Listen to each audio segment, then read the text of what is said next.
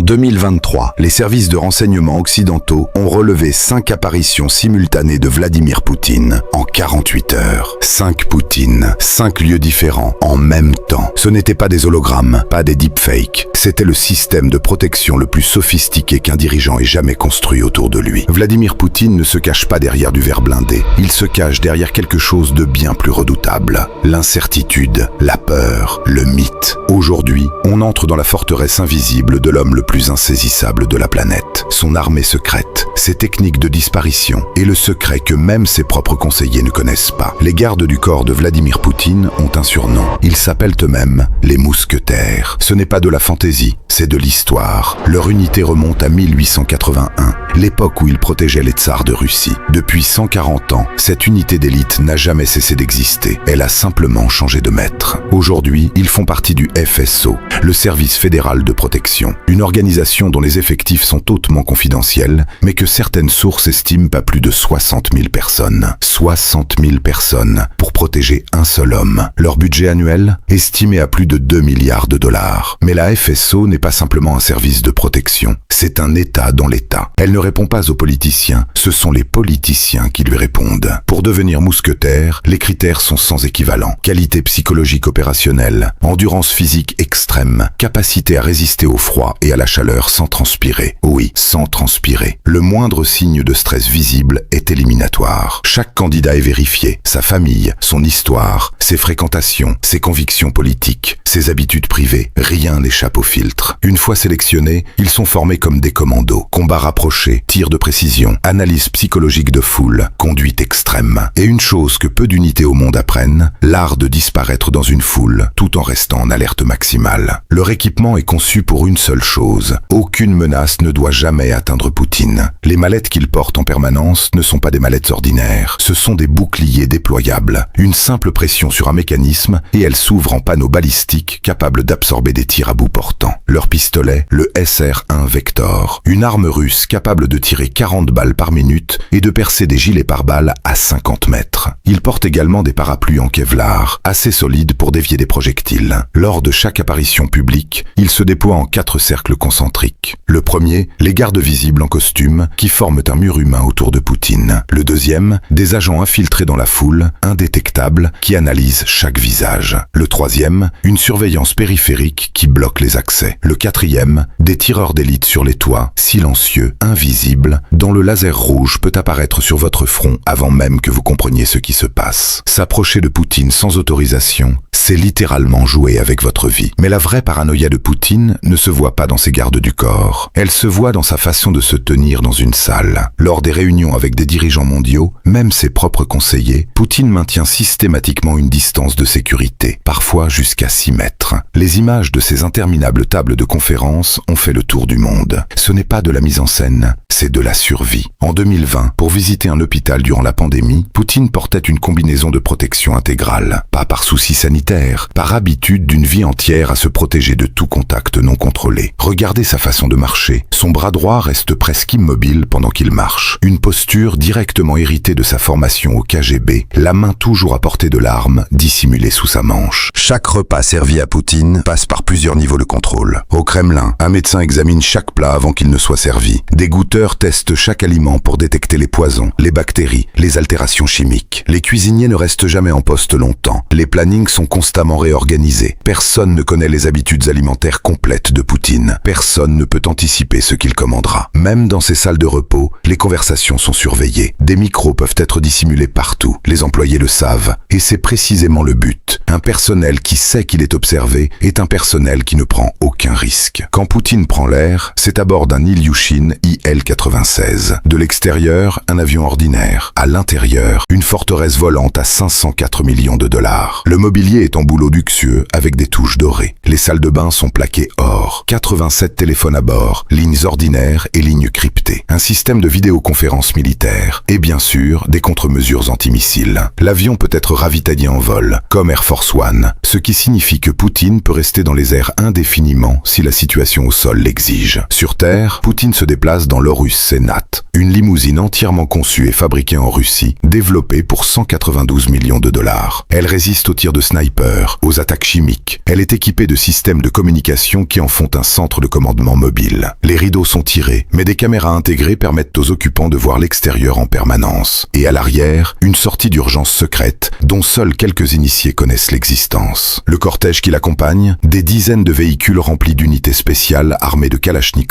fusils de précision Dragunov, lance-roquettes anti-chars et missiles portables sol-air. Ce n'est pas un convoi présidentiel, c'est une colonne d'invasion. Mais tout ce blindage, toutes ces armes, tous ces gardes ne sont que la partie visible. La vraie protection de Poutine, c'est l'impossibilité de savoir où il se trouve. Quand Poutine se déplace, plusieurs cortèges quittent simultanément différents points de Moscou. Tous avec des voitures blindées, tous avec des escortes tactiques, tous identiques. Lequel contient le vrai Poutine? Quasiment impossible à déterminer, même pour les satellites espions les plus sophistiqués. En 2023, les analystes occidentaux ont identifié jusqu'à 5 apparitions simultanées de Poutine dans des lieux différents en 48 heures. Des sosies sélectionnés, formés, chorégraphiés. Certains assistaient à des réunions officielles, d'autres prenaient des avions. Pendant ce temps, le vrai Poutine se déplaçait ailleurs sans que personne ne sache où. Et dans le monde numérique, la même logique s'applique. Toutes les communications de Poutine sont acheminées par des serveurs militaires sécurisés situés dans des centres souterrains. Les métadonnées sont supprimées, les échanges de messages sont nettoyés au maximum. Sa présence sur Internet ressemble à la trace d'un fantôme. Il n'existe pas de Poutine surpris par un téléphone dans un moment embarrassant. Il n'existe pas de photos prises à son insu. Chaque image qui circule dans le monde a été validée, approuvée, diffusée intentionnellement. Ce n'est pas de la communication, c'est de la construction de mythes. À l'intérieur du Kremlin, la paranoïa est architecturale. Chaque couloir, chaque chaise, chaque poignée de porte fait partie d'un système de contrôle. Les employés chargés du nettoyage sont filmés en permanence. Les conversations dans les salles de repos peuvent être enregistrées. Les plannings sont constamment réorganisés pour qu'aucun employé ne prenne trop d'habitude, ne mémorise trop d'itinéraires. La loyauté n'est pas présumée, elle doit être prouvée en permanence. Et si la moindre fissure apparaît, la réponse est rapide, discrète et définitive. Personne au Kremlin ne connaît le tableau d'ensemble. C'est le principe fondamental. Si personne ne voit tout, personne ne peut trahir tout. Et au milieu de tout ce système de peur et de contrôle, il y a l'image. Le costume Brioni à 10 000 $, la posture assurée, le regard calme. Chaque apparition publique de Poutine est une performance minutieusement construite. Pas une photo spontanée, pas un moment improvisé. Tout est chorégraphié. Parce que la vraie arme de Poutine n'est pas dans ses missiles, ni dans ses gardes, ni dans ses sosies. C'est la perception. Une perception chiffrée, contrôlée, et toujours un pas en avance sur la réalité. La plupart des dirigeants du monde se cachent derrière du verre blindé. Poutine, lui, se cache derrière quelque chose d'infiniment plus puissant. Un mur d'incertitude, une armée héritée des tsars, un système où même ses propres conseillers ne savent jamais avec certitude où il se trouve. 60 000 personnes, 2 milliards de dollars par an, des sosies, des serveurs souterrains, une limousine à 192 millions, un avion à 504 millions, des cortèges fantômes. Tout cela pour protéger un seul homme, ou peut-être pour protéger une idée. L'idée qu'il est intouchable, inatteignable, invisible. On n'attaque pas une ombre, on la craint. Abonnez-vous à Omerta. Chaque semaine, on lève le voile sur les secrets des plus puissants. Le pouvoir dans l'ombre. Omerta.